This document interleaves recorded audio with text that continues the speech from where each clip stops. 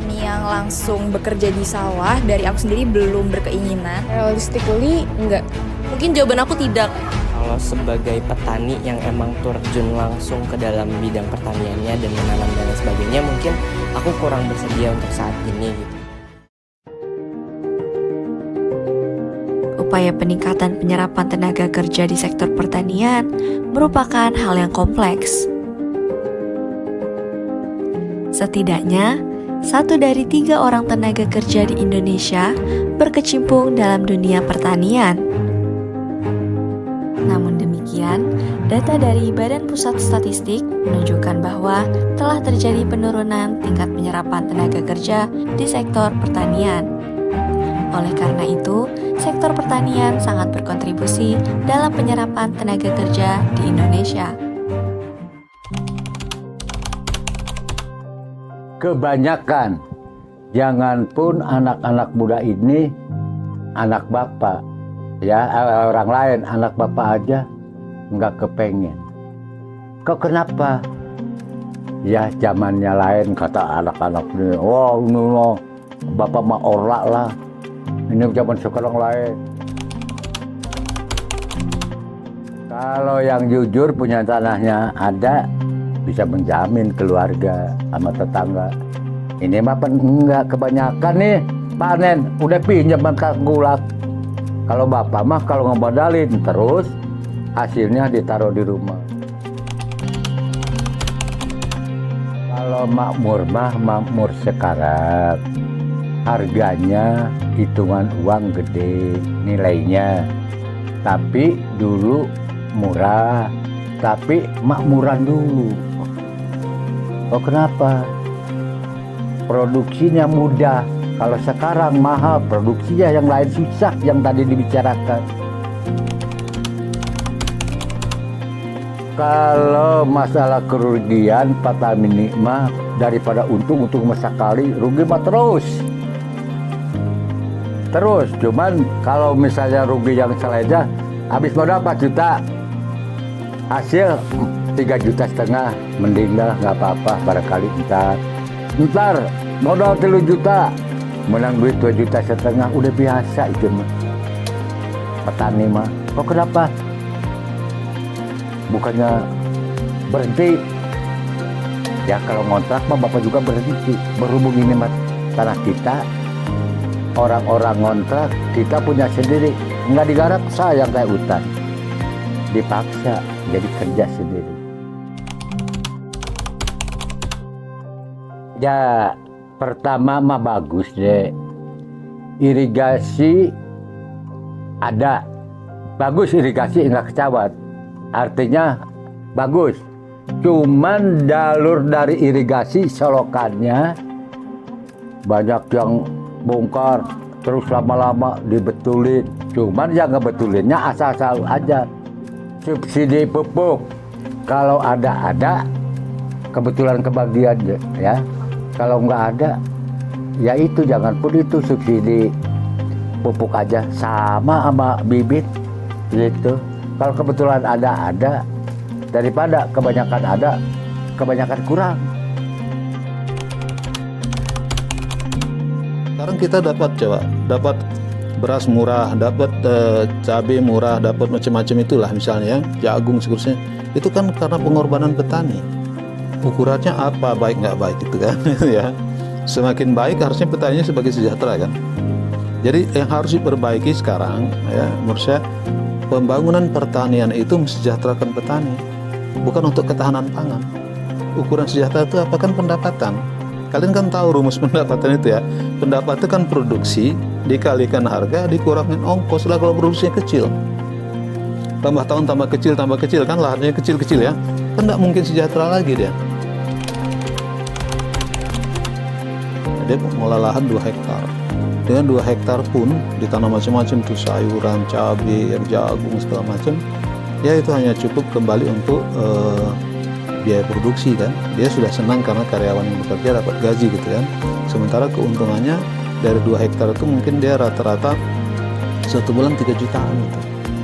Nah, jadi generasi muda lebih senang kerja sama orang lain kan, 3 juta dapat tuh ya. Kalian dari media tetangga saya dari sekolah vokasi kerja sama dia, baru 4 tahun kerja sudah punya mobil, sudah punya rumah gitu kan, dan terusnya bisa nyicil rumah lah ya, paling tidak, nggak tahu lunas atau tidak, tapi dia punya rumah ya, tetangga saya itu. Nah, karena itu yang harus diperbaiki oleh pemerintah adalah bagaimana meningkatkan skala usaha itu. Nah, karena itu partisipasi generasi muda sekarang di sektor pertanian itu tidak terlalu bagus karena memang skala usahanya. Tadi soal kompetisi ya, kompetisi sektor pertanian dengan sektor lain. Yang kedua, hambatan lain soal pasar. Harusnya pemerintah menjamin pasar itu. Ya, menjamin pasar maknanya adalah apapun yang ditanam oleh petani secara terencana, kemudian oleh pemerintah dijamin tuh, ya harganya akan sekian, kalau tidak akan disubsidi kan, misalnya itu ya, sehingga generasi muda menghasilkan banyak produk, kemudian ada kepastian pasar kan. Kayaknya sudah mulai tergerus oleh zaman. Yang kita lihat sekarang regenerasi petani itu yang tersisa di Indonesia itu petaninya sekarang tua-tua, karena banyak, bukan hanya anak muda, mungkin generasi-generasi setelah petani tersebut melihat pekerjaan pertanian ini di wilayah pertanian itu adalah sebuah pekerjaan yang tidak menjanjikan. Harusnya juga mengikuti zaman, ya, tidak kolot, ya, tidak seperti kalau misalkan kita punya pandangan-pandangan berbagai macam acara, berbagai macam cara untuk menyelesaikan permasalahan. Kalau misalkan kita menggunakan cara lama kita dikatain kolot, harusnya begitu juga dengan Indonesia. Kalau masih menggunakan sistem pertanian jadul, kita bisa katakan kolot. Tuhan sudah menyiapkan sebab akibat. Kita bisa kenyang sebabnya karena kita makan. Nah, maka dari itu kita tarik ke belakang. Kenapa bisa ada makanan? Kenapa bisa ada hal-hal yang kita nggak ngeh, kita nggak lihat? Nah, hal tersebut yang bikin saya tergugah, ya, hal tersebut yang bisa bikin saya mau untuk bekerja, menyadarkan dari sedini mungkin. Kurang keren kalau misalkan nongkrong bareng teman-teman, lu kerja di mana? Wah, gua kerja di kantoran. Lu kerja di mana? Gua kerja di bank dan lain-lain sebagainya. Nah, saat mungkin dia perkenalkan, lu kerja di mana? Gua sebagai petani. Nah, mungkin dianggap gak keren. Kita kurang punya sifat menghargai. Ya. Mungkin sifat bersyukur dan sifat menghargai ini terhadap proses itu harus ditekankan oleh anak muda. Tapi dengan perkembangan zaman, harusnya bukan hanya gadget, bukan hanya media yang berkembang, tapi semua sektor termasuk pertanian. Yang bisa saya buktikan sekarang, saya ke kebun jam 8 dan sekarang sudah tengah hari lewat, saya masih berpakaian bersih dan rapi. Nah, kita sudah saatnya juga segera membangun pertanian yang berorientasi komersial itu, ya.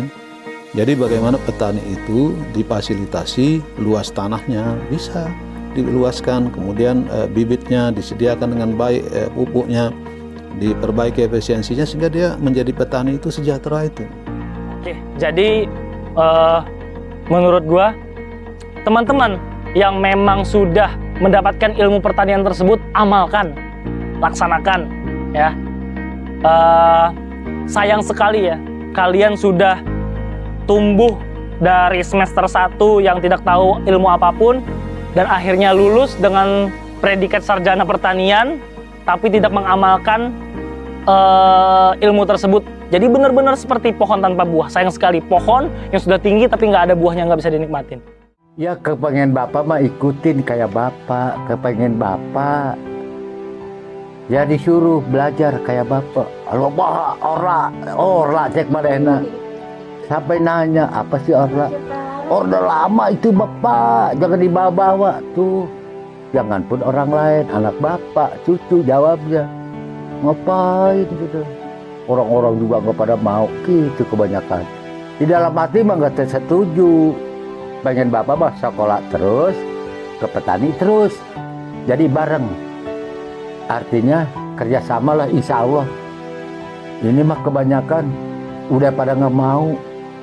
Bahkan udah dikasih sama orang tuanya, dari bapak ada ke anak, bapak meninggal dijual.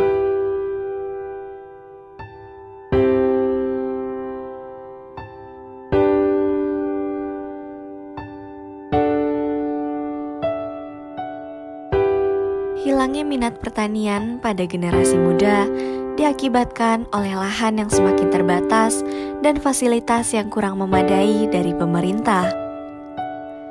Tingginya risiko kegagalan panen membuat mereka tidak berani untuk mengambil risiko dengan kerugian yang tinggi. Padahal, jika mereka mengembangkan penggunaan teknologi inovasi terkini, mereka dapat memajukan serta membangkitkan kembali sektor pertanian yang kian redup dengan tujuan memenuhi kebutuhan pangan dan menyelamatkan sektor perekonomian Indonesia ke depannya.